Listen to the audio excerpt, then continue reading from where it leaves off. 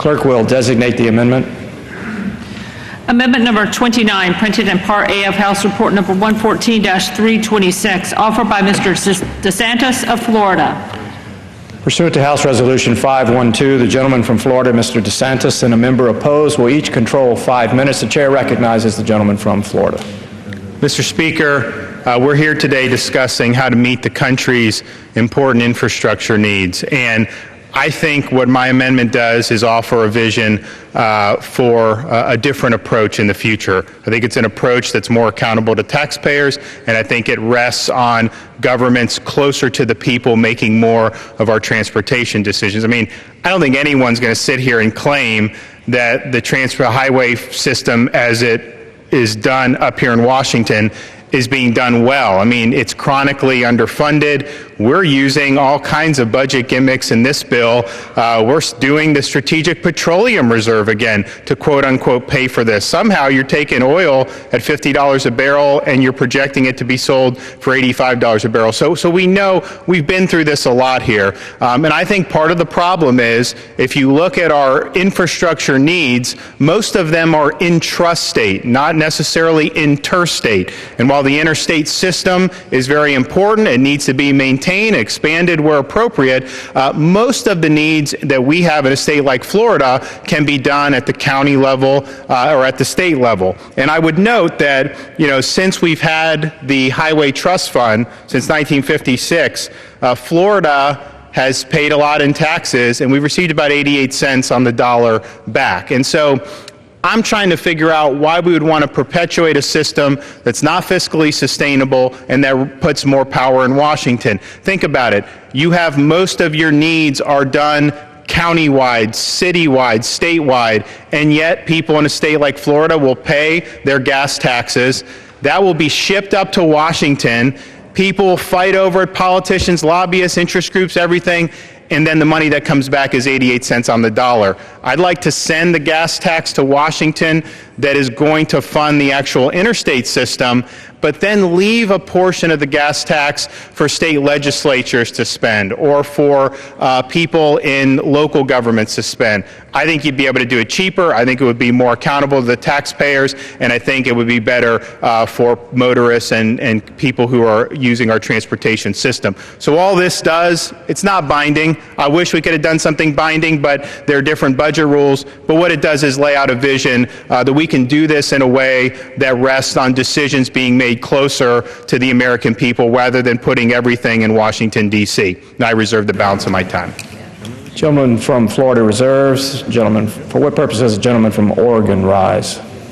I rise to claim time in opposition to the amendment. Gentleman is recognized for 5 minutes.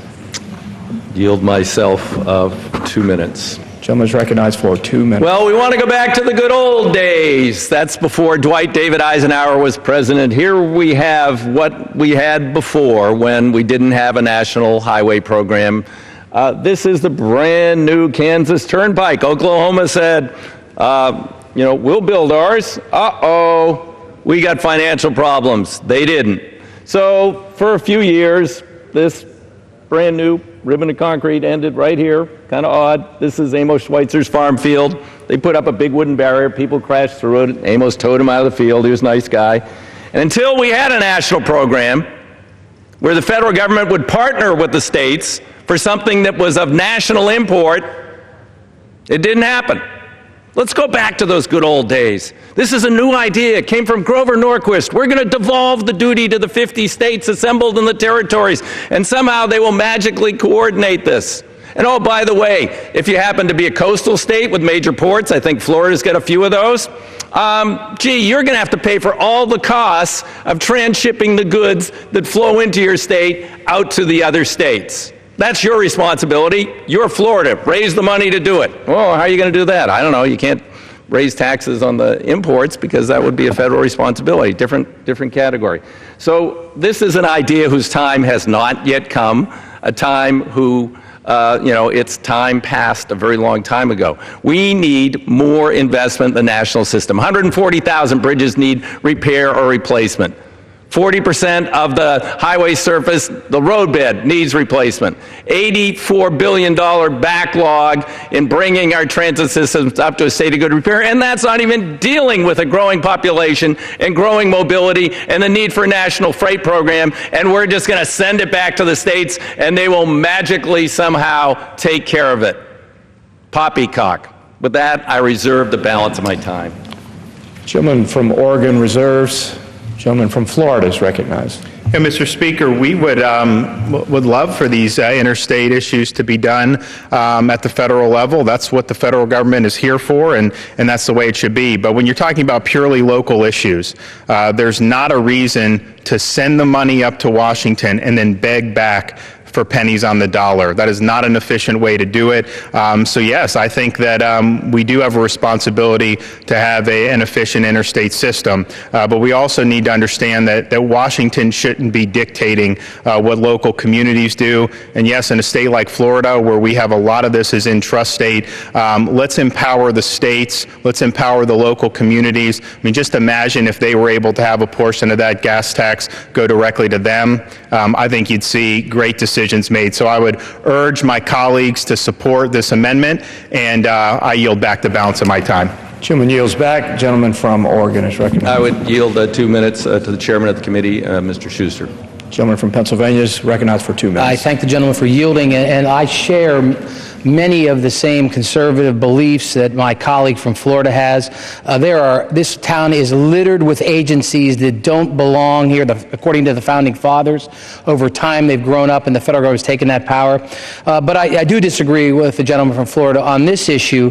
When it comes to transportation, this country, the Constitution we have today, it was the breaking point of the Articles of Confederation. One of the breaking points, the biggest breaking point, was the transportation system.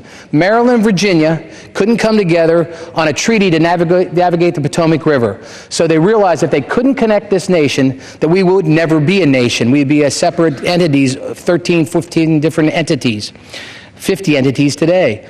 But the founding fathers came and wrote the Constitution we know today. Article 1, Section 8 talks about the role of the federal government, providing for the common defense, regulating interstate commerce, and establishing post roads. Well, those post roads today are the highways and the byways of this nation. I agree with the gentleman. Washington shouldn't be dictating, and this bill does more to send back power to the states, to let the states drive the issues, but there is a federal role, not to do it all, but to partner with the states in building the infrastructure system that we have today. This is what physically connects us, is our highway system, as our transportation system.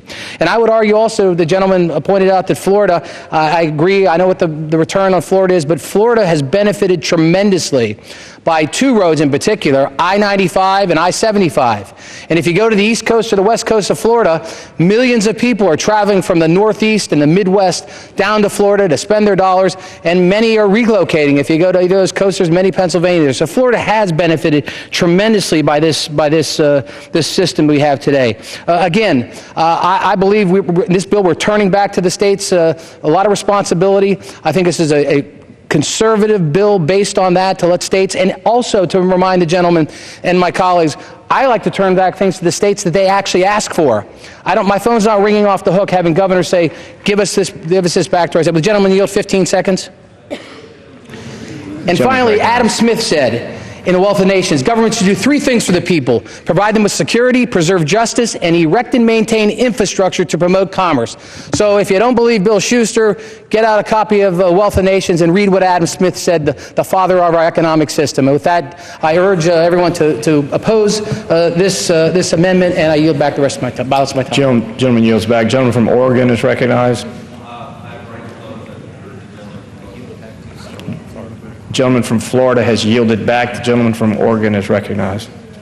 I would point out that under the current formulas, actually, and current spending levels, Florida is getting back $1.15 on the dollar.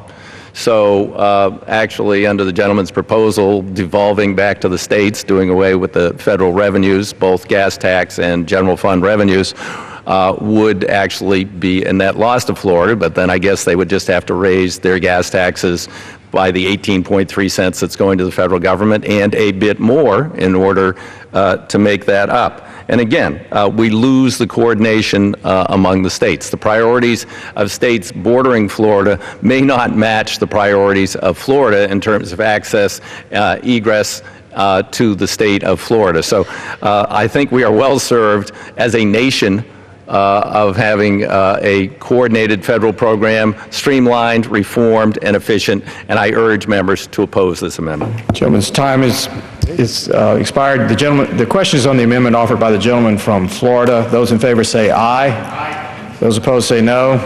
In the opinion of the chair, the noes have it. The amendment is not agreed to. Mr. Speaker, request a recorded vote. Recorded vote has been requested pursuant to Clause 6 of Rule 18. Further